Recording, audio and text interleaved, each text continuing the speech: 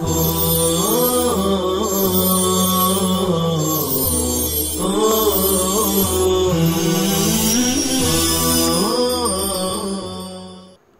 للہ رب العالمین والصلاة والسلام علی سید المرسلین وعلی آلہ وصحبہ اجمعین، اما بعد، بسم اللہ الرحمن الرحیم۔ قال ومن باع عبدین ب1000 درہم على أنه بالخيار في أحدهما 3 أيام فالبيع فاسد، وإن باع كل واحد منهما ب500 على أنه بالخيار في أحدهما بعينه جاز البيع،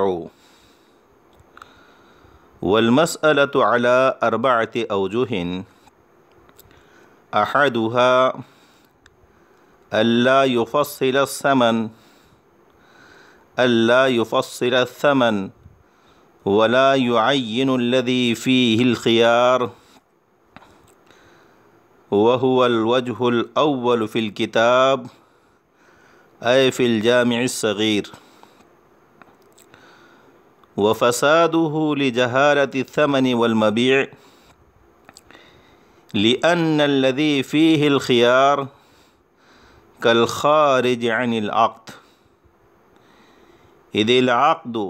مع الخيار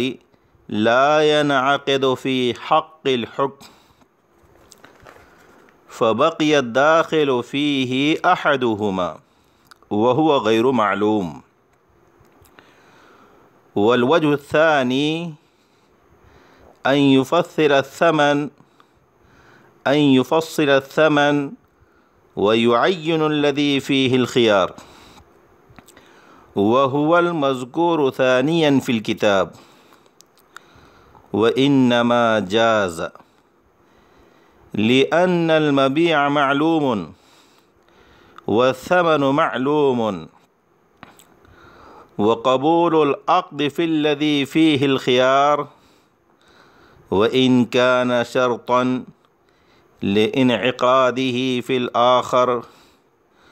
ولكن هذا غير مفسد للعقد لكونه محلا للبيع، كما إذا جمع بين قن ومدبر. والثالث أن يفصل ولا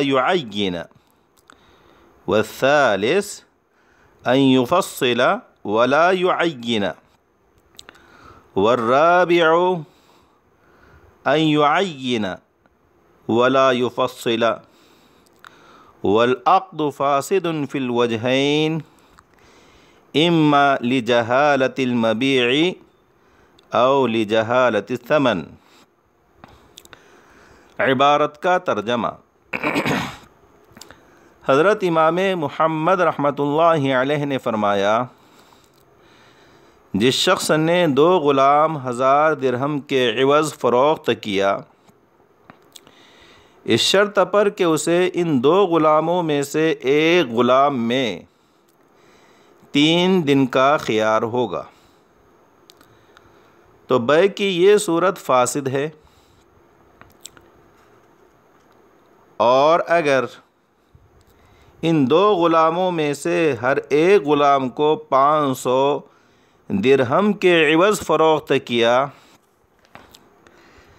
اس شرط پر کہ ان میں سے ایک متعین غلام میں اسے اختیار ہوگا، تو بیع کی یہ صورت جائز ہے۔ اور اس مسئلے کی 4 صورتیں بنتی ہیں۔ پہلی صورت یہ ہے کہ ثمن کی تفصیل نہ ہو اور نہ وہ غلام متعین ہو جس میں خیار ہیں، اور یہی کتاب میں پہلی صورت ہے۔ اور اس کا فاسد ہونا اس لیے ہے کہ ثمن اور مبیع دونوں مجہول ہیں، کیونکہ وہ غلام جس میں خیار ہے وہ اس کے مانند ہے جو عقد سے خارج ہے، اس لیے کہ جو عقد خیار کے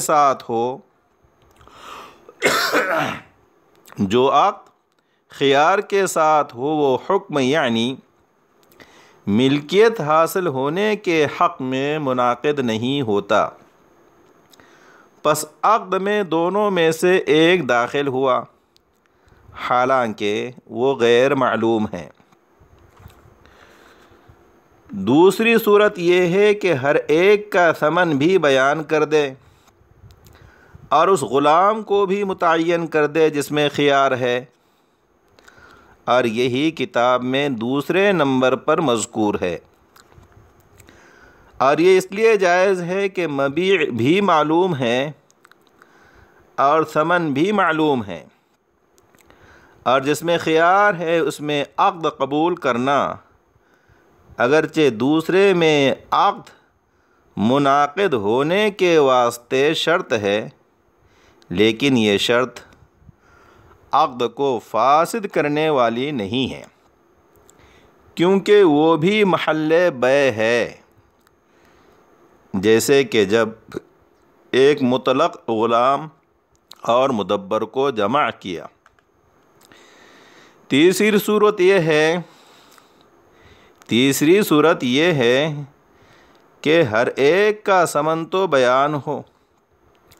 اور وہ غلام متعین نہ ہو جس میں خیار ہے، اور چوتھی صورت یہ ہے کہ جس غلام میں خیار ہے وہ متعین ہو اور ہر ایک کا ثمن بیان نہ ہو، اور ان دونوں صورتوں میں بیع فاسد ہے، یا تو اس لیے کہ مبیع مجہول ہے یا اس لیے کہ ثمن مجہول ہے۔ طلبہ عزیز، عبارت کے ترجمے کو سمجھنے کے بعد ہم ان مسائل کو سمجھتے ہیں جو اس میں مذکور ہیں۔ عبارت میں سب سے پہلے جس مسئلے کو ذکر کیا گیا وہ یہ ہے کہ اگر کوئی شخص 2 غلام 1000 درہم کے عوض اس شرط پر فروخت کرے کہ ان 2 غلاموں میں سے ایک غلام میں اسے 3 دن کا خیار ہوگا، تو بیع کی یہ صورت فاسد ہوگی، اور اگر دونوں غلاموں میں سے ہر ایک کو 500 درہم کے عوض اس شرط پر فروخت کرے کہ ان دونوں میں سے ایک متعین غلام میں اسے 3 دن کا خیار ہوگا، تو بیع کی سیل کی یہ صورت جائز ہوگی۔ صاحب ہدایہ رحمۃ اللہ علیہ فرماتے ہیں کہ اس مسئلے کی 4 صورتیں بنتی ہیں۔ پہلی صورت یہ ہے کہ دونوں غلاموں کا نہ تو علیحدہ ثمن و پرائس بیان کیا گیا اور نہ اس غلام کو متعین کیا گیا جس میں خیار ہے۔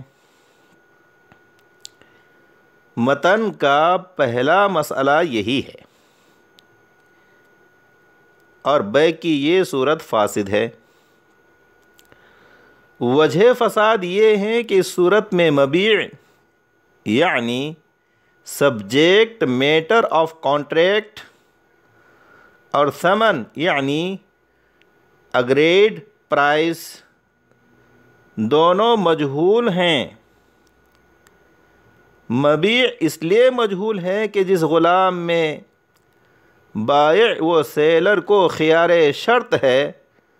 وہ غلام عقد بیع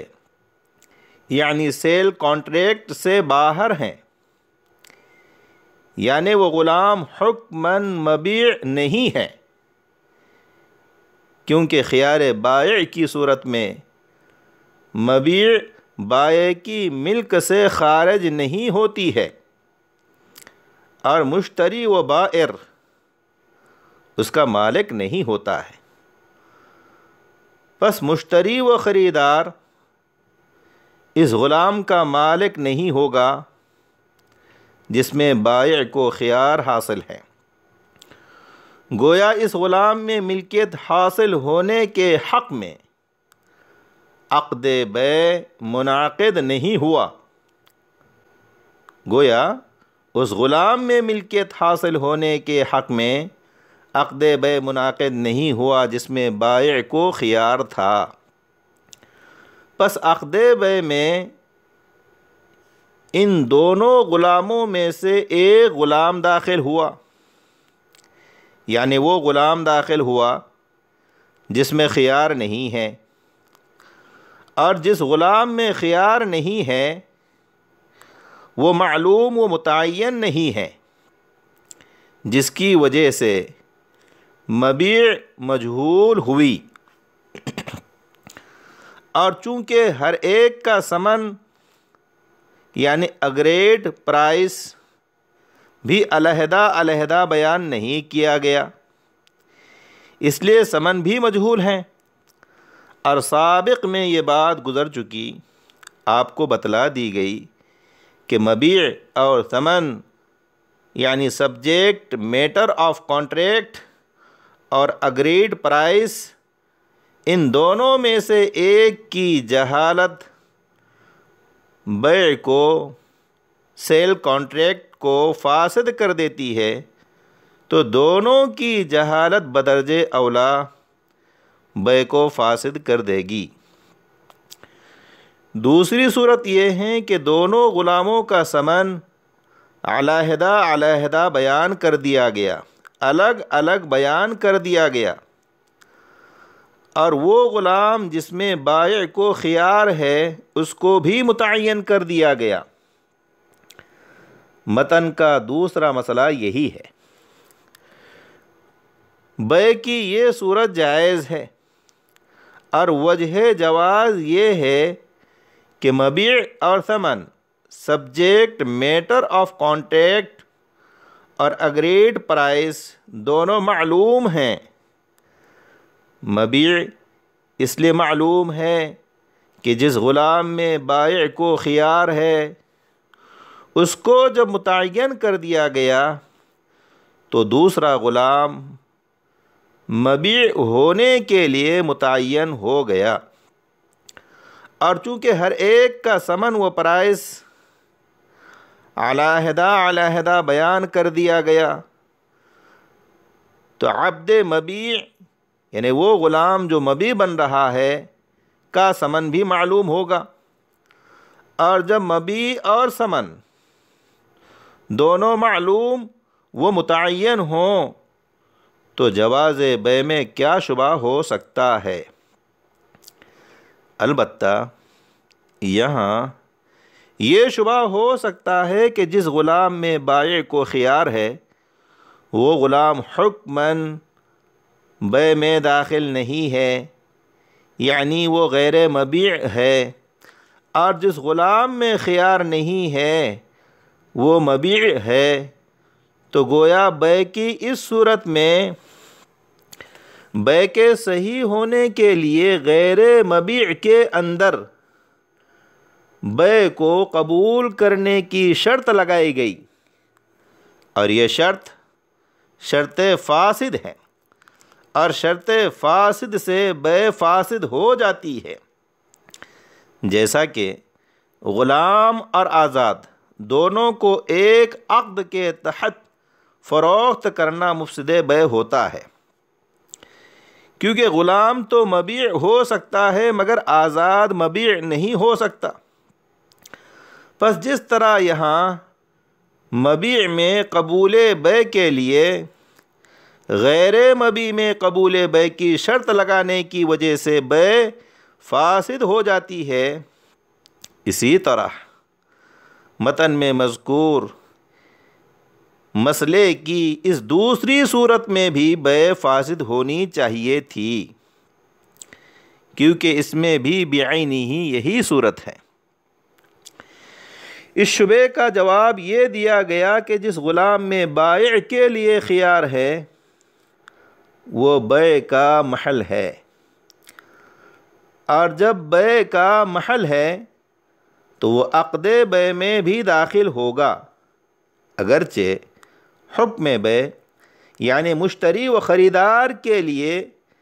ملکیت حاصل ہونے کے حق میں بیع میں داخل نہیں ہوگا۔ پس جب وہ غلام جس میں بائع کو 3 دن کا خیار ہے محل بیع ہونے کی وجہ سے عقد بیع میں داخل ہے تو مبیع میں قبول بیع کے لیے غیر مبیع میں قبول بیع کی شرط لگانا لازم نہیں آتا، اور جب یہ شرط لگانا لازم نہیں آتا تو بیع بھی فاسد نہیں ہوگی۔ اور یہ ایسا ہی ہوا جیسے کسی نے غلام مطلق اور مدبر کو عقد واحد میں جمع کر لیا تو غلام کے اندر بیع جائز و نافذ ہو جائے گی، اگرچہ ہمارے نزدیک مدبر میں بیع نافذ نہیں ہوگی، کیونکہ مدبر انتقال ملک کو قبول نہیں کرتا، حالانکہ بیع کا مقصود ہی یہی ہے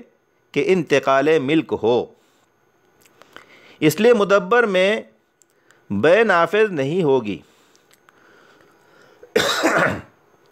مگر چونکہ مدبر مملوک ہونے کی وجہ سے محل بیع ہے اور محل بیع ہونے کی وجہ سے عقد بیع میں داخل ہے، اس لیے یہاں بھی مبیع یعنی وہ غلام جس میں بائع کو اختیار نہیں ہے، بائع کو خیار نہیں ہے کہ اندر بیع قبول کرنے کے لیے غیر مبیع یعنی وہ غلام جس میں بائع کو خیار حاصل ہے میں قبول بیع کی شرط لگانا لازم نہیں آیا، اور چونکہ یہ شرط فاسد لگانا لازم نہیں آیا تو غلام مطلق کی بیع جائز ہوگی۔ اس کے برخلاف اگر آزاد اور غلام کو ایک عقد بیع کے تحت جمع کیا جائے تو بیع فاسد ہوتی ہے، کیونکہ آزاد قطعاً محل بیع نہیں ہو سکتا، نہ عقد بیع میں داخل ہو سکتا